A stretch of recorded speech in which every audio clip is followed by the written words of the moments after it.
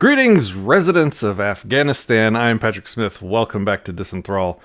We have quite a stack of user submissions that we'd like to get to very soon, or that I would like to get to very soon. Today, we're going to actually go over one that I want to talk through really quick because I want to show people, I want to put people in my brain for a moment and just let them kind of see how I process these stories sometimes. So today we have an article from Reason magazine, reason.com. I wonder how many actual magazines they sell. Anyway, I have got to get a better camera. This is terrible. Sorry. Here, let me make it small real quick. Okay, that's better. Looks better when it's tiny. So, the article is, why are we still in Afghanistan? And I want to show you how I process a story like this, and I want to talk you through the red flags that my brain just bangs out when I read these words. Why are we still in Afghanistan? First of all, I'm not in Afghanistan. That's the first thing my brain says, and I don't think that's a small differentiator. I think that's something that I wish everyone would do constantly when they encounter collectivizing language that sucks them in to a collective that they haven't necessarily wanted to be a part of. And I can't think of many more collectives that people would probably not want to be a part of than the collective that includes being in Afghanistan, killing people. Some, I'm sure, would. Many, I'm sure, wouldn't. So when you encounter somebody collectivizing you against your will, speak up. Say something. See something, say something. The old peacenik slogan was, what if they gave a war and nobody came? Today the question is, what if they gave a war and nobody noticed? The American mission in Afghanistan has borrowed a page from Harry Potter, draping itself in a cloak of invisibility. Our war has lasted 17 years and cost upwards of $1 trillion. Our war has lasted 17 years and cost upwards of $1 trillion, including $45 billion this year.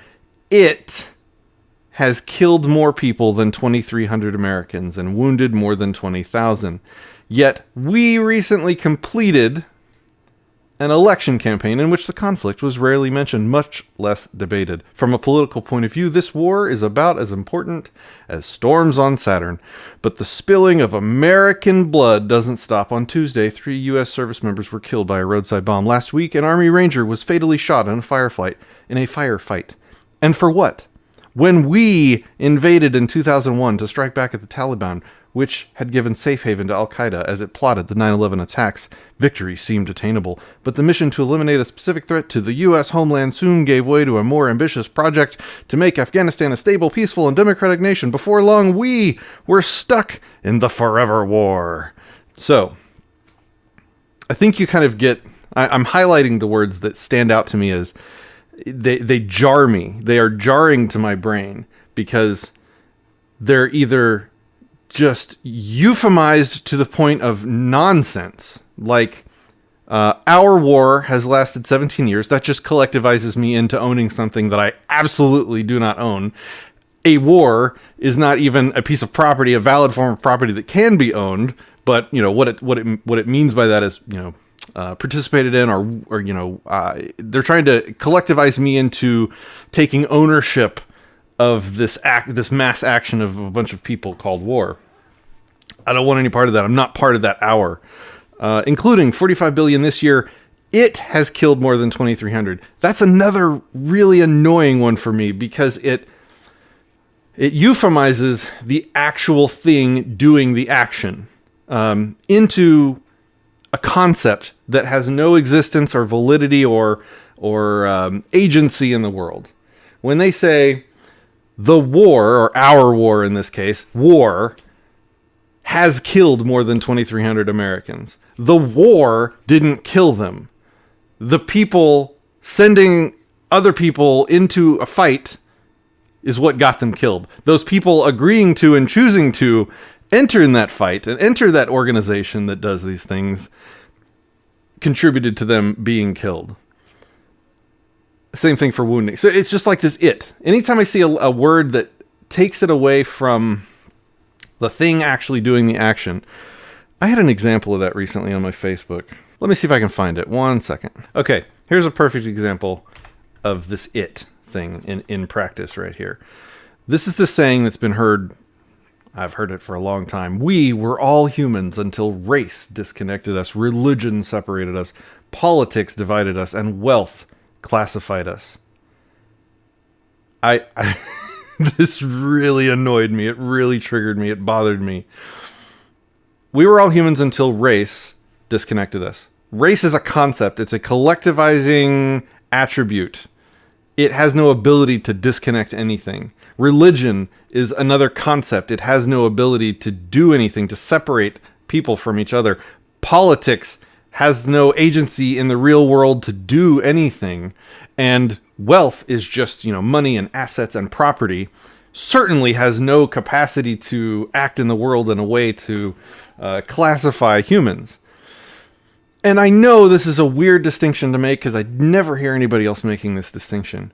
But I find that I call language a lossy thought compression algorithm. It's a way of transferring what you're thinking about, transferring concepts and ideas that are in your head into other people's heads. And it's never ever one-to-one. It's never lossless. It's never a perfect transfer because things are always lost in the language. The language is incapable of perfectly transferring concepts between human minds, and human minds are not perfectly capable of taking in language and communication and always properly identifying it in the way it was intended to be taken in. And so I find that the more precise we can make our language, the better we can communicate about problems. And this alludes to a bunch of problems in ways that are completely in a way that makes it impossible, in a way that doesn't actually address any of the root causes of any of these problems. It's like complaining about sweating when you're outside instead of, talking about the temperature or the humidity or the work you're doing. Those are the things that are causing it. And so I rewrote this just to give you an idea of how I think about this stuff. This is how I rewrote it. We were all humans until race leaders disconnected us, faith leaders separated us, politicians divided us, and Marxists classified us. Do you see how I put actual sentient beings, sentient humans behind each of these actions? Concepts don't take actions. Immaterial things that don't exist can't act in the world. And I think people would really benefit quite a bit from remembering that and communicating more clearly about it. So I hope you guys found that interesting. I hope you guys found that helpful.